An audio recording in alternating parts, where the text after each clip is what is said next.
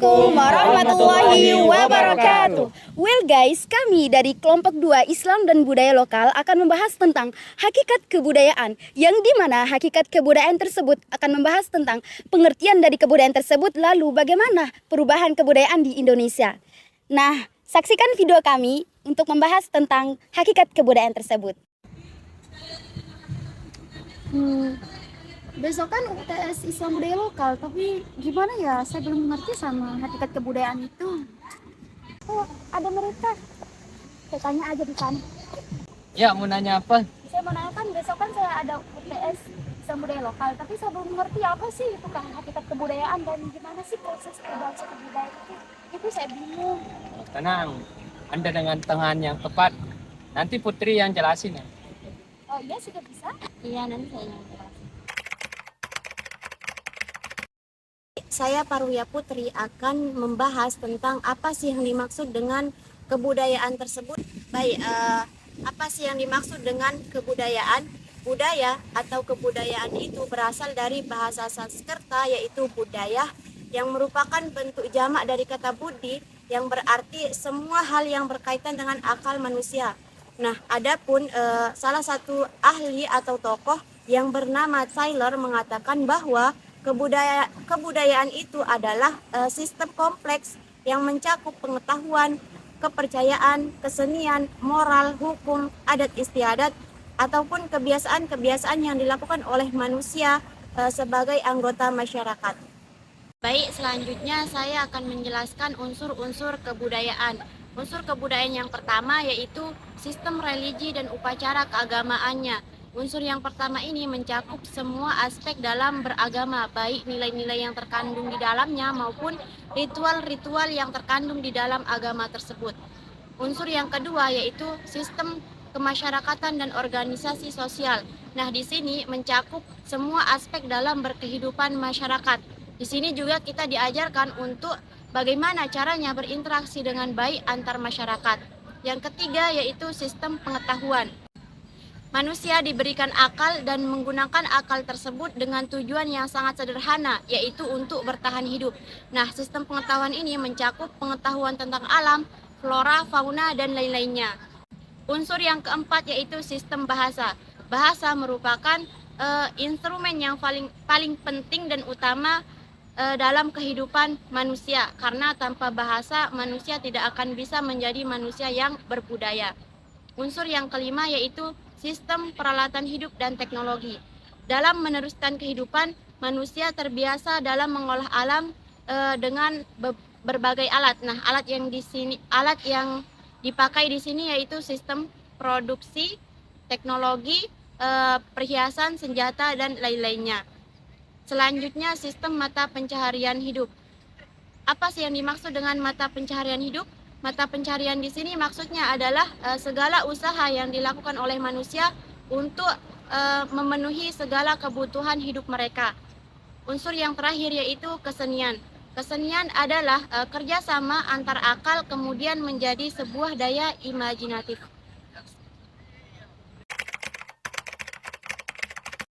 Zul Ansori akan menjelaskan tentang wujud budaya. Wujud budaya itu ada 3.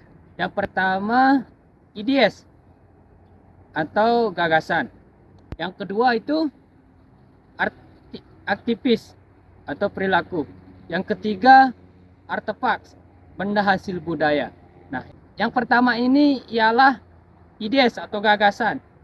Ideas atau gagasan ini ialah bersifat abstrak dan tepatnya ada dalam alam pikiran tiap warga pendukung budaya yang bersangkutan, sehingga tidak dapat diraba dan dipoto. Wujud budaya dalam bentuk sistem gagasan ini biasa juga disebut dengan nilai budaya. Nah, yang kedua ini aktivis atau perilaku. Wujud perilaku ini bersifat konkret, dapat dilihat dan dapat didokumentasikan.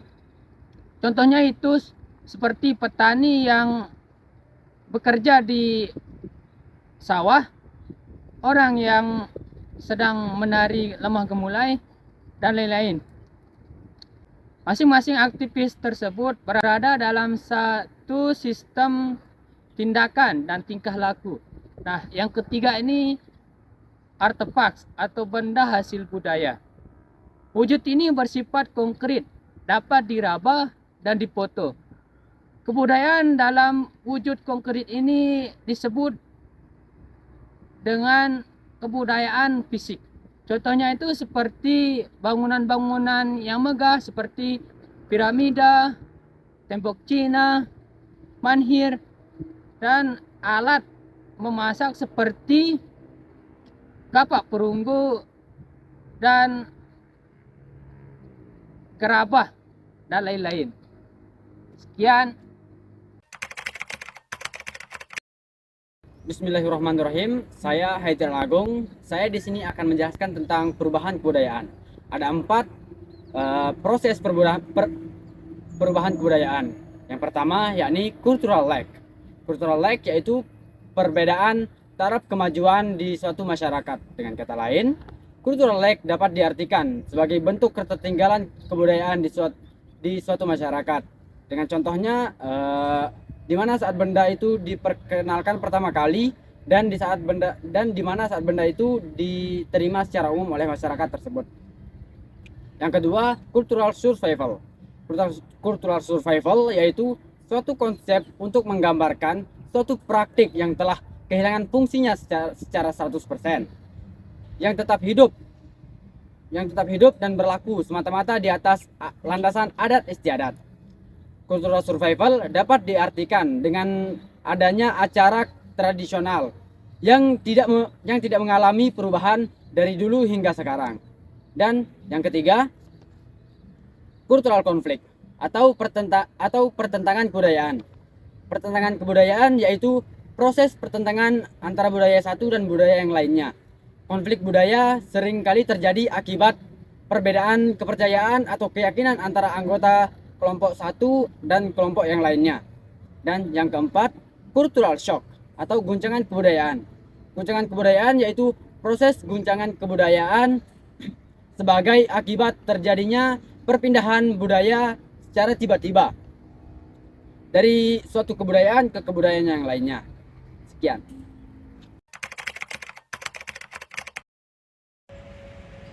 Oke, saya Jibratul Aida akan membahas tentang proses perubahan suatu budaya. Proses perubahan suatu budaya itu ada yang namanya dengan difusi perubahan budaya. Yang dimana difusi perubahan budaya ini yaitu perubahan unsur kebudayaan dari individu dengan individu yang lainnya, dari masyarakat yang satu dengan masyarakat yang lainnya. Jadi, proses antara perubahan budaya antara individu yang satu dengan individu yang lainnya itu dinamakan dengan intra masyarakat. Sedangkan proses antara masyarakat yang satu dengan masyarakat yang lainnya yaitu disebut dengan difusi ekstra masyarakat. Contohnya seperti masuknya budaya timur yang ada di Indonesia. Masuknya budaya timur yang ada di Indonesia seperti yang kita ketahui yaitu salah satunya dengan cara perdagangan. Seperti yang kita ketahui, perdagangan di Indonesia itu sudah ada sejak dahulu kala sampai sekarang. Karena perdagangan merupakan suatu proses untuk melangsungkan hidup masyarakat Indonesia. Karena itu merupakan salah satu mata pencaharian yang sangat penting di Indonesia. Kemudian yang kedua yaitu proses perubahan kebudayaan yang kedua. Ada yang namanya akulturasi. Seperti yang kita ketahui, akulturasi merupakan percampuran antara budaya yang satu dengan budaya yang lainnya. Contohnya seperti Masjid Menara Kudus, yang dimana Masjid Menara Kudus ini merupakan percampuran antara Islam dengan budaya Hindu. Kemudian yang ketiga yaitu ada yang namanya asimilasi budaya. Asimilasi budaya merupakan perubahan antara budaya yang satu dengan budaya yang lainnya, sehingga dapat menghilangkan budaya yang asli dari budaya tersebut. Contohnya seperti musik dangdut. Musik dangdut ini berasal dari India atau percampuran dari India dengan Melayu, sehingga percampuran antara India dengan Melayu itu udah dihilangkan sehingga menghasilkan musik dangdut.